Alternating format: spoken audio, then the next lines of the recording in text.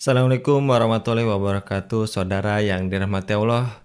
Di bawah kepemimpinan Presiden Joko Widodo, proyek strategis nasional dicanangkan sebagai pilar utama pembangunan ekonomi dan infrastruktur di Indonesia.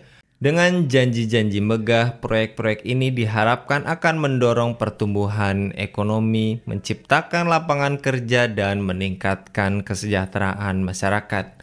Namun kenyataannya sering bertolak belakang dengan narasi yang dipromosikan.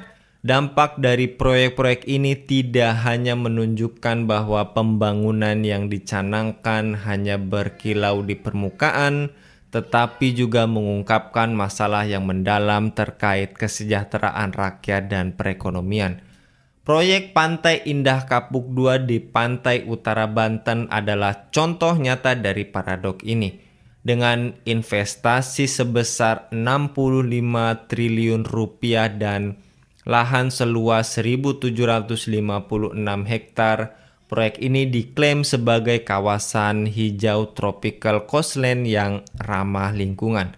Namun di balik kemegahan visi ini, dikhawatirkan dampak sosial yang merugikan, seperti penggusuran paksa warga dan kerusakan lingkungan. Nelayan Desa Kohot berpotensi terdampak oleh pemasangan patok bambu dari proyek tersebut mengalami penurunan pendapatan drastis. Meski mereka terpaksa melaut lebih jauh dengan biaya yang meningkat dan hasil tangkapan yang menurun, menunjukkan bagaimana proyek-proyek besar seringkali mengorbankan kesejahteraan masyarakat lokal demi keuntungan ekonomi. Saudara yang dirahmati Allah, secara umum banyak proyek infrastruktur yang dirancang dengan tujuan untuk meningkatkan ekonomi, tetapi pada kenyataannya, manfaat tersebut seringkali hanya mengalir kepada segelintir elit dan perusahaan besar. Proyek-proyek ini cenderung menambah beban bagi masyarakat yang sudah rentan dan tidak selalu memberikan dampak positif yang signifikan bagi kesejahteraan rakyat. Ketidakadilan ini memperlihatkan betapa seringnya proyek-proyek megah tidak mempertimbangkan dampak sosial secara menyeluruh. Dari sudut pandang ekonomi, kecenderungan pembangunan infrastruktur dan ekonomi di era Jokowi menunjukkan ketidakseimbangan yang mencolok. Meskipun proyek-proyek ini tampak megah dan ambisius, utang pemerintah mengalami lonjakan yang signifikan. Data menunjukkan bahwa utang pemerintahan di bawah Jokowi jauh melebihi pertumbuhan ekonomi nasional. Menurut beberapa pakar ekonom, ini adalah indikasi dari pembangunan yang ugal-ugalan menghasilkan lebih besar pasak daripada tiang atau gali lubang tutup lubang. Ekonom menilai bahwa utang pemerintah yang terus meningkat tanpa diimbangi dengan pertumbuhan ekonomi yang sepadan, menciptakan beban fiskal yang berat. Saudara yang dirahmati Allah, proyek-proyek besar seringkali dibiayai dengan utang, dan ketika proyek tersebut tidak menghasilkan manfaat ekonomi yang besar, utang ini menjadi beban tambahan bagi negara. Dalam jangka panjang, hal ini dapat menambah risiko fiskal dan menurunkan stabilitas ekonomi. Pembangunan yang tidak berkelanjutan dan tidak produktif berpotensi mengarah pada masalah ekonomi yang besar seperti inflasi, pengurangan belanja publik, dan tekanan pada sistem keuangan.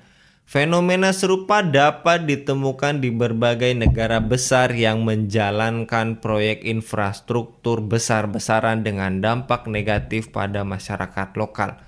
Contoh yang menonjol adalah proyek Three Gorges Dam di Cina. Meskipun proyek ini dirancang untuk menghasilkan energi hidroelektrik dan mengendalikan banjir, dampak sosial dan lingkungan dari bendungan terbesar di dunia ini sangat signifikan. Sekitar 1,3 juta orang terpaksa dipindahkan dan banyak komunitas kehilangan tanah serta sumber penghidupan mereka. Proyek ini menunjukkan bagaimana pembangunan infrastruktur besar-besaran dapat melibatkan pengorbanan besar bagi masyarakat lokal dan lingkungan. Mirip-mirip dengan isu yang dihadapi proyek PIK 2 di Indonesia. Seperti di PIK 2 serta contoh serupa di negara besar lainnya menunjukkan perlunya pendekatan pembangunan yang berkelanjutan. Pembangunan yang sesungguhnya harus mempertimbangkan dampak sosial dan lingkungan secara mendalam, melibatkan partisipasi aktif dari masyarakat lokal dan mengedepankan hak-hak dasar mereka.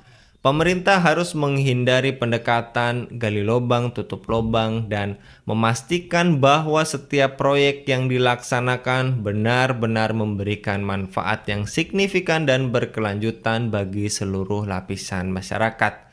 Warisan pembangunan yang dibiayai utang tinggi dan tidak berkelanjutan akan menjadi beban besar bagi rakyat. Saudara yang dirahmati Allah, jangan sampai proyek strategis nasional ditunggangi kepentingan swasta dan keuntungan besar untuk swasta. Bila demikian, tanah rakyat justru bakal dikuasai asing. Jangan sampai proyek strategis nasional menjadi kawasan perumahan megah yang tertutup, seperti negara dalam negara. Assalamualaikum warahmatullahi wabarakatuh.